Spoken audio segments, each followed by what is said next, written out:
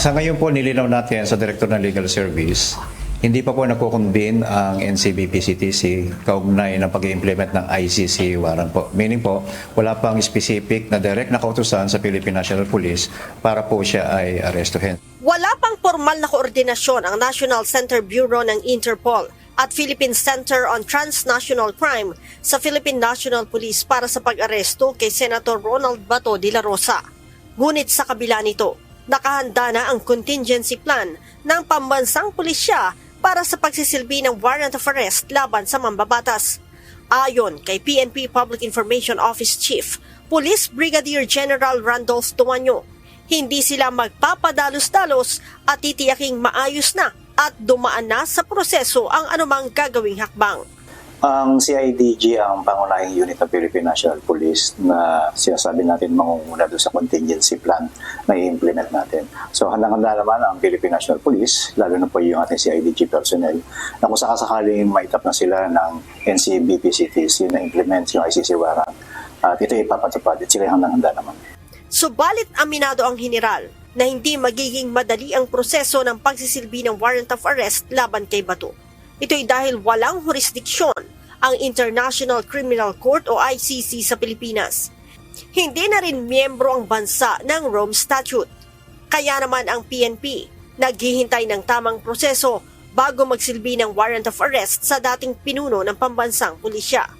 Paliwanag ni General Tuanyo, mayroong dalawang proseso na maaaring gawin matapos na mag-issue ng warrant of arrest ang ICC. Una ay ang extradition proceedings kung saan ang petition ay manggagaling mismo sa ICC para ipa-extradite si Senator Bato. Itong extradition proceedings, ito po ay nangangailangan ng court order. Ito ay gagabayan ng DOJ na kung saan magkakaroon pa po ng hearing at matagal pa po ito, yung mga back and forth po na hearing po sa both party. In short, magkakaroon po ng hearing na gagayda ng Department of Justice. Ang ikalawaan niya ay ang tinatawag na direct surrender kung saan dadaan sa proper channel ang arrest warrant ng ICC. Mula sa ICC, ipadadala ito sa Interpol. Ang Interpol ang magpapadala sa NCB at PCTC. Ito yung under ng Republic Act 9851. Na kung saan, kung makikita po natin dito sa direct surrender, yung pong ICC warrant is padadaanin sa Interpol. And then Interpol magko-coordinate sa NCB, yung National Central for Bureau ng Manila o yung Philippine Center on Transnational Crime.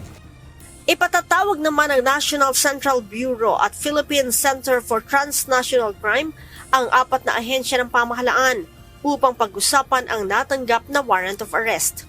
Kabilang dito ang Department of Justice, Department of Foreign Affairs, National Bureau of Investigation at Philippine National Police. Dito na pag-uusapan ang naturang ahensya kung papaano at sino ang magpapatupad ng warrant ni Bato. Sinabi din ni General Tuanyo na minsan ang nagamit ang direct surrender. Ito ay nang arestuhin si dating Pangulong Rodrigo Duterte noong March 2025. Yung po nangyari kay dating former president, ito po ay pumapasok dun sa direct surrender.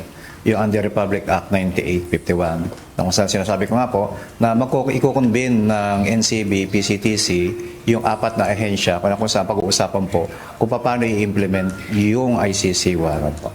So yun po yung template na nakikita natin nung nangyari sa former president, ito po yung tinatawag natin na direct surrender po.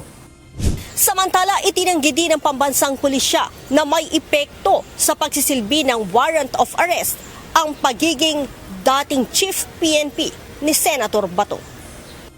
Sa katunayan, naglabas naman ani ang PNP ng sapina para palutangin si Bato sa Huwebes upang magbigay liwanag sa mga kaso ng umano'y extrajudicial killings noong siya pa ang City Director at Regional Director ng Davao. Wala pong kinalaman sapagkat alam naman po natin, lalo't higit na nung umupo yung ating GPNP noong August si General Artates na napaka-professional ng Philippine National Police. Kaugnay nga po nito, makikita po natin yung sapina na pinalabas natin. Ito yung pagpapatunay na hindi po tinitingnan ng Philippine National Police ang estado mo sa lipunan kapag ikaw may reklamo at dapat ka sumagot, bibigyan ka ng pagkakataon para sagutin naman ito.